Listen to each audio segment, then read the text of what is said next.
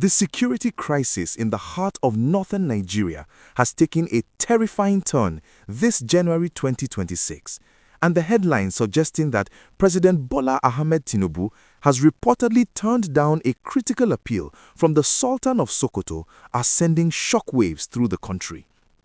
As we speak, villages across Sokoto state are being overrun by bandits in a wave of violence that some residents are calling a total siege. We are looking at a situation where the most respected traditional and spiritual leader in the north, His Eminence Saadu Abubakar III, the Sultan of Sokoto, has reached a breaking point with the federal government handling of these attacks. The core of this explosive story lies in the reports coming from the Caliphate, where notorious bandit kingpins like Bello Turji have issued fresh ultimatums, forcing thousands of villagers in places like Tidibale ward and Bargaja village to flee their homes in a state of absolute panic. The gist of what is happening behind the closed doors of the presidential villa is that the Sultan, acting as the voice of millions who have been left to face these gunmen alone, reportedly presented a list of urgent demands for specialized military intervention.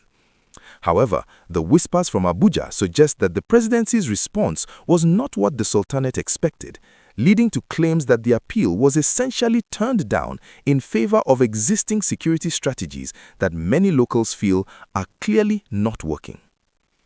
To understand why this is so dramatic, you have to look at the ground reality this week.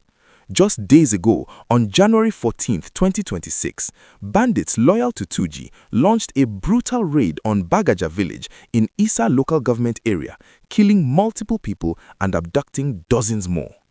This happened despite the heavy U.S. airstrikes that hit Sokoto in late December 2025, showing that even international intervention hasn't stopped the bandits from reclaiming their strongholds.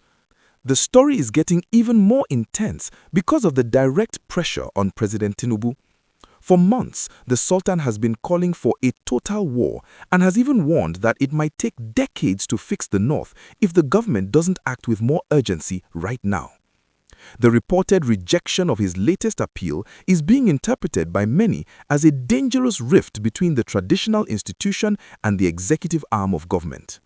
While the president's team insists they are doing their best and have even declared a security emergency, the villagers in Isa and Sabonbioni are not seeing that best on their doorsteps. They are seeing their farmlands deserted and their markets closed. It is a story of a region that feels abandoned by the center at a time when the bandits are becoming more daring than ever. If you are following this developing crisis in Sokoto and you want to stay informed about whether the president will eventually listen to the Sultan's cry or if the military will finally launch the massive ground operation everyone is waiting for, please make sure you like this video right now. Your likes help us get this important information to more people across Nigeria who need to know what is really going on in the Northwest. And if you haven't done so yet, please hit the subscribe button and turn on the notification bell so you can stay updated on every breaking detail of this story. We are tracking the movement of the IDPs and the government's next move, and we don't want you to miss out on the truth behind the headlines. The narrative of bandits overrunning Sokoto villages is not just a catchy headline. It is a daily nightmare for families who are currently crossing the border into Niger Republic just to find safety. The Sultan's silence in some recent state functions has fueled the fire, with people asking if he is protesting the government's perceived inaction. In late 2025, the Sultan openly decried how bandits collect taxes from his people, and yet in January 2026, the situation seems to have worsened, with reports of new territories being carved out by these criminals. The report suggests that the Sultan's appeal wasn't just for more soldiers, but for a change in command and a more aggressive use of the newly acquired precision weapons that the US recently supplied Nigeria. The reported refusal to grant these specific requests is what has led to the turned-down headlines we are seeing today. As we analyze this, we have to look at the political stakes. President Tinubu has a lot on his plate with economic reforms and international pressures, but the Sultan of Sokoto is not someone any Nigerian leader can afford to ignore for long. If the villages continue to fall and the displacement continues to rise, the pressure on the villa will become unbearable.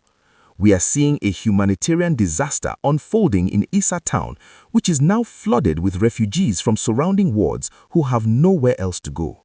The villagers are essentially saying they have become refugees in their own land, and they are looking to the Sultan as their last hope for a bridge to the president. The situation in Sokoto has reached a fever pitch because the bandits aren't just raiding, they are governing. In Tidibale, Bello Turji reportedly gave residents a 24-hour ultimatum to leave or be slaughtered like chickens. This level of audacity is what drove the Sultan to Abuja. When a traditional ruler tells the president that his people are being taxed by terrorists, it is no longer a security issue, it is a sovereignty issue. The reported rejection of the Sultan's plan for a community-based defense force, which some sources say Tinubu turned down over fears of creating unregulated militias, has left the Northwest feeling vulnerable. It is a clash of philosophies.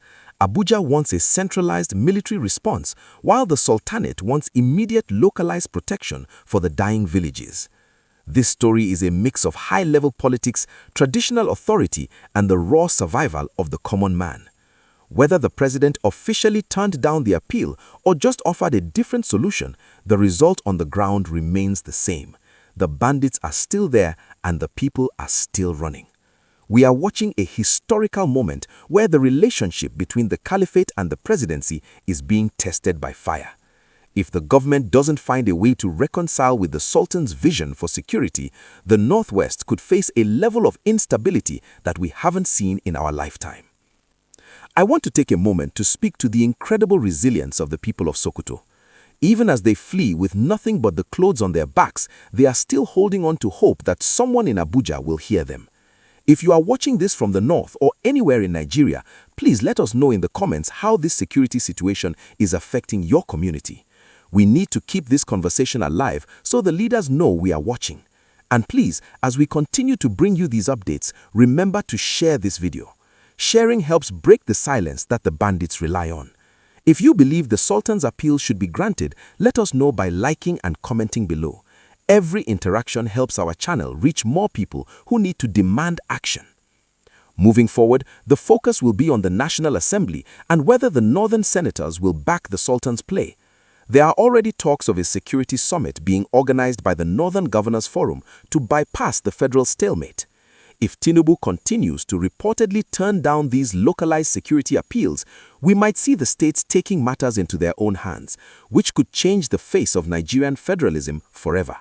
The overrunning of villages is a physical fact, but the turning down of the appeal is a political choice with massive consequences.